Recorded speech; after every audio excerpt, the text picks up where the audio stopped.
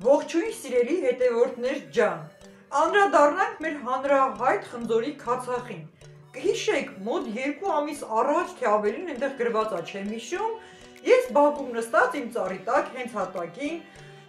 ամենավատ որակյալ խնձորները մանր մոնոր մի փոքր կողքից ծակված կամ վնասված կտրատում էի, լցնում էի, այսինքն պատրաստում էի խնձորի քացախը, ինչպես որ տեսել եք, ինչպես որ բացատրել եմ։ Նաև ասեմ, իմ YouTube-յան ալիքում ամենաբարձր դիտում հավաքած տեսանյութ է դարձել 17-ից 18,000 դիտում խնձորի քացախի պատրաստումը։ Եվ այնտեղ շեշտեցի, մենք թողնում ենք 1 ամիս ավելին, այնտեղ 40 օր կամ էլ ավելին, այսինքն այնպես ստացվեց, որ ես թողեցի շատ երկար։ Քանի որ տեղը սառն էր, որտեղ ես այն դրել եմ, պահպանել եմ, իսկ սառի դեպքում, սառը տեղում, քացախի թթվելու process-ը ավելի է դանդաղում, իսկ տաք վայրում բնականաբար շուտ է թթվում։ Եվ ես չեմ շտապել, թողել եմ ամբողջությամբ հասունանա։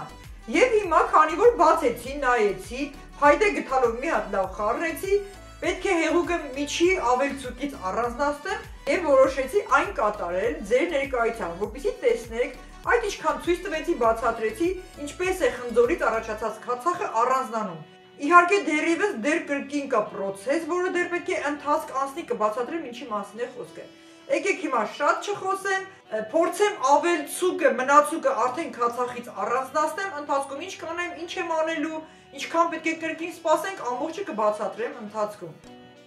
Եվ այսպես 2 ամսից գրեթե ավելին կտրատված խնձորը, ինչպես տեսակ առաջի տեսանյութում,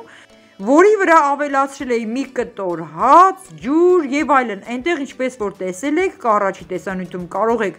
նորից նայել նոր միացողները իմեջին եւ այսպես պարտադիր որևէ պլաստմասայե կամ էմալապատ ամանում, քանի որ թթվելու դեպքում մետաղի հետ այն չպետք է շփվի, չի կարելի եւ պարտադիր փայտե գթալով։ Այսպես մնալուց հետո տեսեք ինչ տհաճ տեսարան է, ինչի ասես կարող ենք նման հասնել,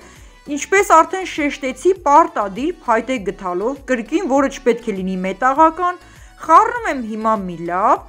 տոպրակը դեռևս մեզ պետք չէ, ինչու համար էի փակել տոպրակով, քանի որ այն ավելի շատ տաքություն էր հաղորդում, իսկ փայտե գթալով անընդմեջ շաբաթական 1-2 անգամ պարտադիր խառնել եմ, համաչափ թթվելու համար, իսկ հիմա վերցնում եմ կրկին մեկ այլ պլաստմասայե հարմար տարա, որը իմ տեսնելով չափը կբավականացնի։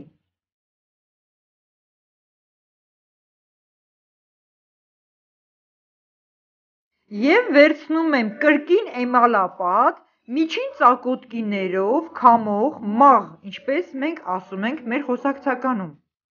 Տեղադրում եմ պլաստմասայե տարայի մեջ, հարմար, այնպես որ թթված զանգվածը լցնելիս հանկարծ շուռ չգա։ Իսկ մինչև լցնելը կրկին այն խառնում եմ, չգիտեմ թե ինչ տեսարանի է նման, եւ զգուշությամբ, դանդաղ, աստիճանաբար առայժմ քիչ չափով այն լցնում եմ քամիչի մեջ։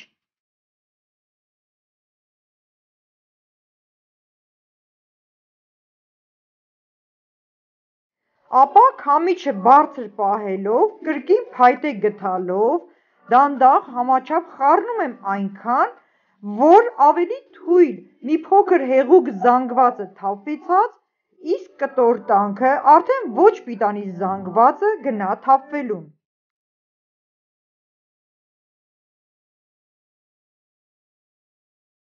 Տեսնելով, որ տարայում քանի դեռ տեղ կա, կրկին ավելացրեցի երկրորդ անգամ եւ կրկին հանդարտ խառնելով, ինչքան հնարավոր է, թույլ հեղուկ զանգվածը պետք է անցնի ներքևի տարային։ Կարելի է ասել քամվի ամբողջությամբ։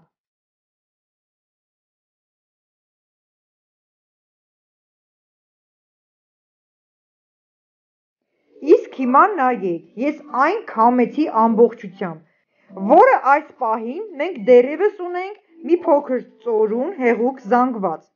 այն շատ նման է շիլայի, ապա այս տհաճ ավելցուկ մասը զանգվածը տանում ենք թափելու։ Հիմա էլ մի քանի անգամ կրկին փայտե գթալով խառնում ենք արդեն մեր շիլայանման զանգվածը, Կրկին ամուր փակում եմ տոպրակով և թողնում եմ այնքան ժամանակ, գրեթե 20 օր, որպեսզի այս շիլայանման զանգվածից արդեն դուրս գա և առանձնանա իրական մաքուր հեղուկ խնձորի քացախը, որը պետք է ունենա թափանցիկ, զուլալ, ոսկեգույն մաքուր խնձորի քացախի հեղուկ տեսք: Նախապես սկզբից մոռացա ասեմ, հենց անմիջապես բացելուն պես շատ սուր և ուժեղ քացախի հոտ ուներ, որը դե բնականաբար զգացի դեռևս միայն ես: Հետո ցանկացողներին, որոնք արդեն խնդրել են ինձանից, ում որ կտրամադրեմ, ինքներդ կզգաք որակը և հոտը: Կսպասենք ևս 20 օր, միացեք իմ վլոգին և կտեսնենք քացախի վերջնական տեսքը: Այս վերջնական ստացվող քացախը, որը ես վերջում ամբողջությամբ ցույց կտամ ձեզ, այն իսկական մաքուր քացախ է, դեղ է դեղորայք է, մեր սննդի մեջ օգտագործելու օրգանիզմի համար, բուսաբուժության մեջ, ինչքան որ ես ցույց եմ տալիս, մաշկի խնամքին, մազերին և այլն, ամենի համար, ինչքան որ կան իմ ծրագրում, ես այդ մասին երկար չխոսեմ, ինչին է պետք խնձորի քացախը, որը ավելի վստահելի է, ավելի իրական է, ավելի մաքուր է, քանի որ պատրաստում ենք տնային պայմաններում, ինքս իմ ձեռքով, խանութներում կան, վաճառվում են, երբ որ չեմ ունենում, վերջանում է, ստիպված գնում եմ մեկ հատ, չեմ կարող ասել վատ է թե լավ է, բայց միևնույն է տնային պատրաստված խնձորի քացախին չի հասնի: Հաջորդ անգամ արդեն ձեզ ցույց կտամ պատրաստի տարաների մեջ լցրած քացախը: Դե ինձ սպասեք ինձ մինչ հաջորդ վլոգ: